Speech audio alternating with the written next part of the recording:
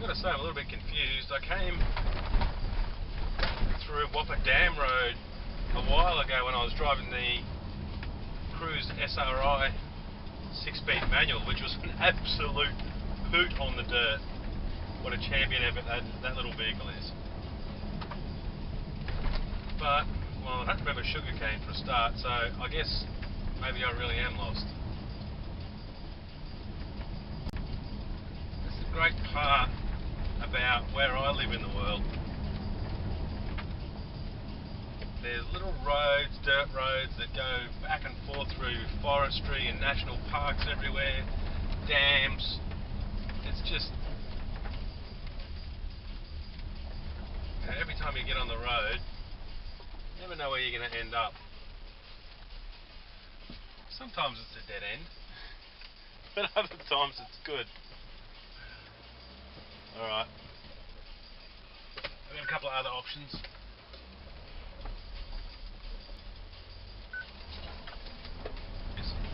On test cars, most of the time you will have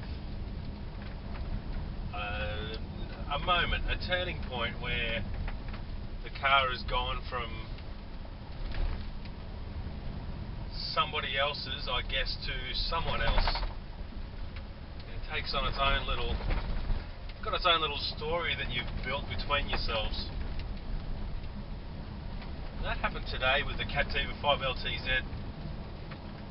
Little diesel is nice and punchy. I've been driving it through forestry and around dirt roads and that sort of thing.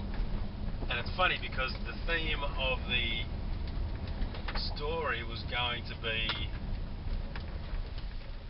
that doing this kind of driving isn't really what SUVs are built for these days.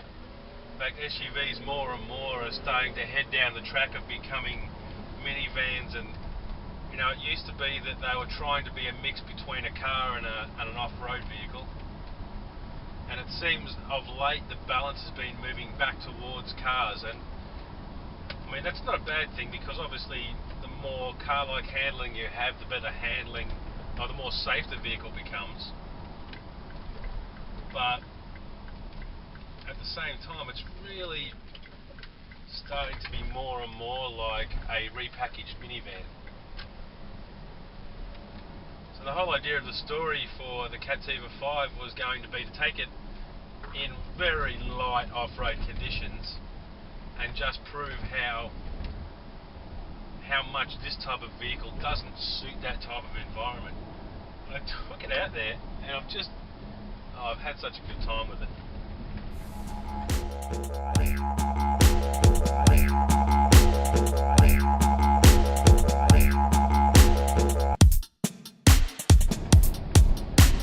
I always talk about the SUV as being a compromise, because I like what you can do in real cars, and I appreciate what you can do in real trucks. But as with any tool, if you find the right application,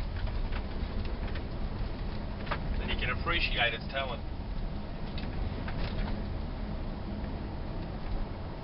I've certainly appreciated the Captiva 5 today, and that's the little moment I had when I was in the bush.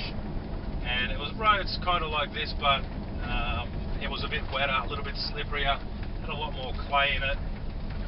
And I was certainly going fairly slow because it had a few rocks and all that sort of thing in there.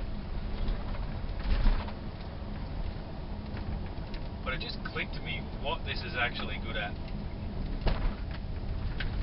It's an Explorer,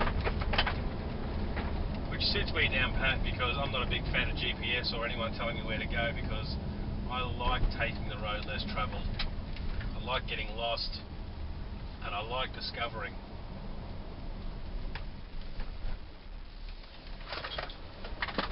And I've discovered I like the Captiva 5 a lot more than I really expected to.